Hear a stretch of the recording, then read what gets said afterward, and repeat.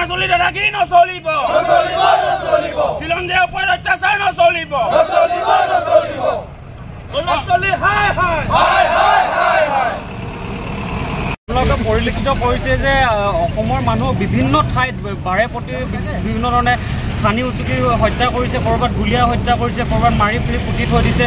ঠিক তেনে ঘটনা কিছুদিনৰ পৰা অৰুণাচলত হৈ আছে যে উত্তৰ পূৰ্বাঞ্চলৰ হাতনি বাই ভনীৰ মাজতে এখন অৰুণাচল হয়। অসম আৰু অৰুণাচলৰ মাজত যি সংঘাত সৃষ্টি কৰিবৰ বাবে অৰুণাচলে বিচাৰি আছে সেয়া বন্ধ কৰিবৰ বাবে আমি পোনপ্ৰথমে তেওঁলোকক আহ্বান জনাইছোঁ। অন্যথা যদি তেওঁলোকে যদি বাৰে প্ৰতি আমাৰ মানুহক এই ধৰণে অত্যাচাৰ কৰি থাকে, অসমত তেওঁলোকৰ পৰা যাতায়াত ব্যৱস্থা সম্পূৰ্ণৰূপে বন্ধ কৰি দিবৰ বাবে আমি বাধ্য হৈ থাকিম।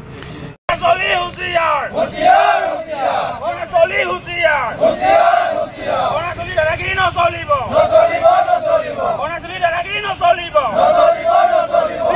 অসম জিন্দাবাদ অসম জিন্দাবাদ অৰুণাচলী দাদাগিৰি নচলিব। তেওঁলোকে বাৰম্বাৰ এতিয়া আপোনাৰ বাৰম্বাৰ আমাৰ অসমীয়া জাতিটোক মানে অকল তেওঁলোকে মাৰপিট কৰিব আহে। কিন্তু এটা স্পষ্ট কথা তেওঁলোকক আমি সকীয়াই দিছোঁ যে 5 দিন সময় আমি বান্ধি দিছোঁ তেওঁলোকৰ যদি দুৰ্বৃত্ত কেইজনক অসম আৰক্ষীক যদি সমজাই নিদিয়ে তাৰপিছত আমি তেওঁলোকৰ যাতায়াত পথ চব বন্ধ কৰি দিম।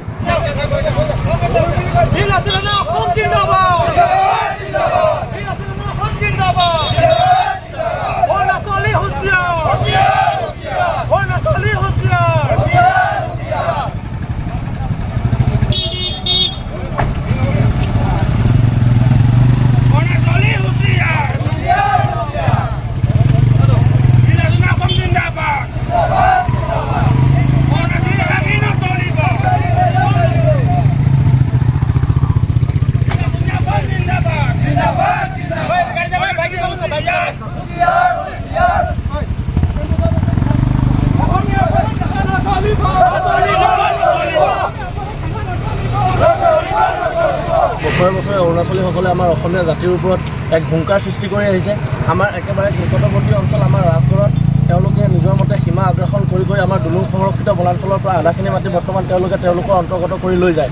তাৰপিছত যোৱা বছৰ ধেমাজিত অসমৰ সীমাত আহি অৰুণাচলীয়ে দুজন লোকক আমাৰ অসমীয়া লোকক নিৰ্মমভাৱে প্ৰহাৰ কৰে। তাৰ লগতে আমি এতিয়া ছ'চিয়েল মিডিয়াত বৰ্তমান ভাইৰেল হৈ থকা যিটো ভিডিঅ' এটা ৰাস্তাৰ মাজমজিয়াত এজন অৰুণাচলীয়ে আমাৰ অসমীয়া জাতিৰ লোকক এনেদৰে অত্যাচাৰ কৰা ঘটনাটো আমি বীৰ লাচিত সেনা অসমে তীব্ৰভাৱে হুংকাৰ দিছোঁ।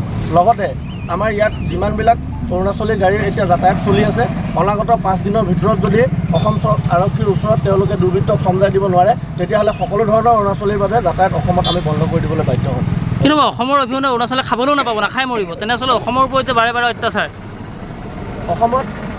অসম বুলিয়ে নহয়, আজি আমাৰ উত্তৰ পূৰ্বাঞ্চলত যে 7 ভনী ৰাজ্য আছিল সকলোৱে মিলিজুলি এটা সময়ত যেনেদৰে 7 ভনী বুলি কৈছিল, 7জনী বাই ভনী যেনেদৰে থাকে তেনেকুৱা ধৰণে অসমেই হওক কিয় মণিপুৰেই হওক, নাগালেণ্ডেই হওক, অৰুণাচলেই হওক তেনেধৰণে এটা পৰিস্থিতি থকাৰ পিছত আজি অৰুণাচলীয়ে বাৰে বাৰে অকল অসমক টাৰ্গেট কৰি লোৱাৰ বাবে আমি বীৰ লাচিত সেনা অসমে অত্যন্ত দুঃখিত হৈছোঁ। আৰু এই দুখ প্ৰকাশ কৰিবৰ বাবে আমি এইটো হুংকাৰ দিছোঁ যে অনাগত দিনত যদি তেওঁলোকে নিজৰ পৰিস্থিতি বা নিজৰ স্বভাৱ চৰিত্ৰ যদি ঠিক নকৰে তেনে অৱস্থাত আমি বীৰ লাচিত সেনা অসমে সমূহ যাতায়াত অৰুণাচলীৰ বাবে অসমত বন্ধ কৰি দিয়াৰ হুংকাৰ দিছোঁ।